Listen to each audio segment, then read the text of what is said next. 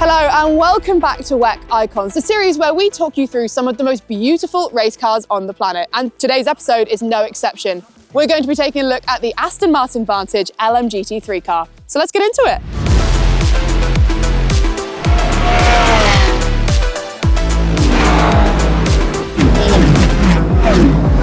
Matas, welcome to WEC Icons, and I think first things first, can you introduce yourself for me, please? Yeah, so hi everyone, I'm Matas Grigalauskas and I'm the race engineer for the number 10 Racing Spirit Léman LMGT3 car. And now come on, introduce us to this beast. Give us the full name in her current iteration. So this is the Aston Martin Vantage LMGT3 and it's directly based off its predecessor, the 16A GTE car that raced in WEC from 2018 to 2023. And how about you start off by telling us some of the specs of the car? I'm talking maybe engine and anything else you immediately want to pull out.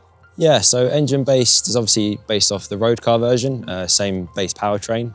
It's a V8 twin turbo hot V configuration, producing around 350 kilowatts. Compared to the road car produced around 480 kilowatts, so it gives you a bit of an idea of the power that it could produce. But yeah, base weight wise, we're looking at about 1,300 kilos, plus any ballast in the sense of success ballast, driver ballast, and anything else that the regulations mandate. So on a weekend to weekend basis, we're looking around 1350, 1360, so yeah. And then what gearbox does it use and how is that tuned to the engine? So it uses a fully sequential manual gearbox, X-Track 6-speed gearbox. And yeah, it's all basically flat shift, no need to lift off like in a road car, press the clutch when you go up the gears. And yeah, on the downshifts, again, they're quite aggressive. So it's all tuned to the powertrain to make sure that it's most efficient as possible. And yeah, produces the most power possible and yeah, keeping it reliable at the same time. So. And you touched on it a minute ago about the fact that this is obviously based off of the road car.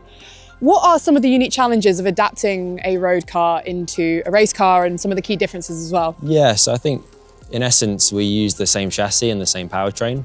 Those are the key similarities. Everything else is sort of purpose-built around it. So in essence, yeah, the suspension systems, brakes, all the aero obviously is quite aggressive compared to the road car.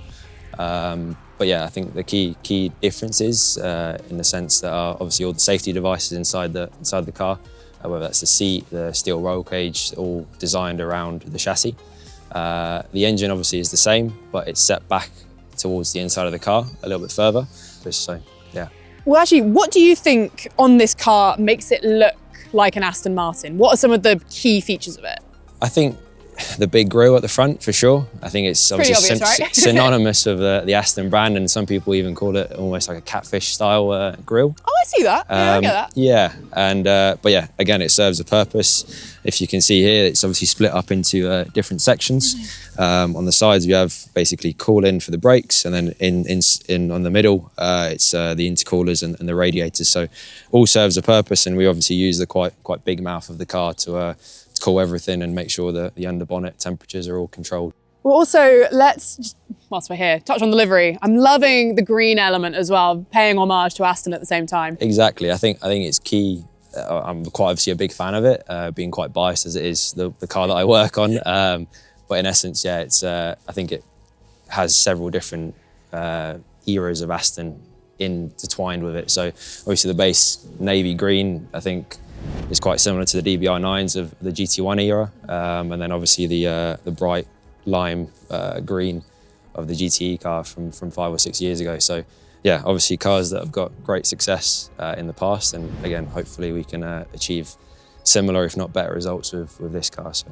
And let's get into some real details. Can you talk me through some of the aero philosophy on this machine and also kind of what some of the vents are for and yeah, a little more about that? I think in general, obviously it looks fairly aggressive, and compared to the old car, we've developed it and evolved it quite a lot. For example, the dive planes, obviously the whole point of an aero device is to create a difference in low and high pressure areas, and in essence, yeah, the dive planes create the downforce on the front end, obviously put that weight through the tyres into the road and obviously increase the grip levels, but also the way they're shaped on basically towards the front wheels means that all the air is getting organised around the front end and reducing drag in essence, where all the turbulent air is coming out of the wheel well. So yeah, it all serves a purpose, and yeah, we definitely feel it when there's damage to the car mid-race. Yeah, so it's important for sure to keep it clean. And actually, I often see when this car comes into the pit stop, there's different areas that are immediately checked over by the mechanics and vents cleaned out. Which are the key ones that you will always be checking on during the race? So the brakes are the biggest thing, I think. Obviously, they usually last the whole race distance, but depending on the traffic, depending on the temperatures, ambient temperatures of the track, the wear rates can obviously increase or decrease throughout a race. So that's the biggest thing that the mechanics check. Obviously, when there's fuel on, we can't do any other work to it, so they check over.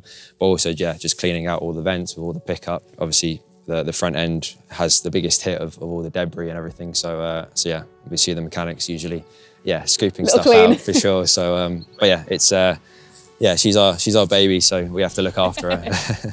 Actually, whilst we're on the subject, let's talk about the brake discs. How big are they? How do they differ from the road car as well? So yeah, in essence, their diameter's bigger. We use a different brake pad compound as well to a road car. Road cars are meant to last 5,000 or 6,000 miles. These last probably a race distance. So crazy. Yeah, and usually they're made of a sintering process. So in essence, they get a powder formed of a certain compound, ceramic or carbon, graphite, whatever the manufacturer's made out of. And in essence, they compress it under high temperature and pressure, create the solid block, and then yeah, they go on the car. The difference between the road car and the race car is that they have to have a very specific process in bedding the procedure, bedding the pad to the disc, and the drivers out on track, for example, at the start of FP1, go out and have to get a race set of pads and discs ready. And in essence, they have quite a vigorous process to follow for those 3 laps to make sure that the temperatures and pressures all rise in a certain way and they're all controlled. We try and basically prolong the longevity of the pad, but also keep the performance quite stable throughout its life. So whether that's at the start of the race or the end, we try and keep it basically the same. So. And one of my favourite bits, would you mind just grabbing the steering wheel out of the car for us, please? So this is, I love that every steering wheel looks a little bit different to the ones I've seen before, but this one's actually fairly simple. Could you talk me through perhaps some of the just unique features? Because at this point we know the full course yellow and things like that. The way, I think the unique feature of the Aston is obviously the engine mapping side of things. We use the ALS system, which is the anti-lag with the turbo. Obviously it's a turbo car, so we have certain ways of adjusting the turbo pressure off throttle. And in essence, yeah, these rotaries in the middle adjust how aggressive that is. So in essence, when the driver comes off throttle into a corner like La Source, for example, how aggressive these say rotary knobs are, basically adjust the amount of boost pressure off throttle that it produces to make sure that when the driver requests the throttle again, everything's ready to go and the power can be delivered through the wheels. So I think that's the key aspect that's unique to the Aston. I think in general, yeah, without any turbo car, it's just a very similar system. So, well, maybe my favourite question to wrap us up has to be, what is your favourite part of the car? I think for sure the sound, and again I'm fairly biased, but I think in general both Astons, the Hypercar and the LMGT3, both sound quite unique.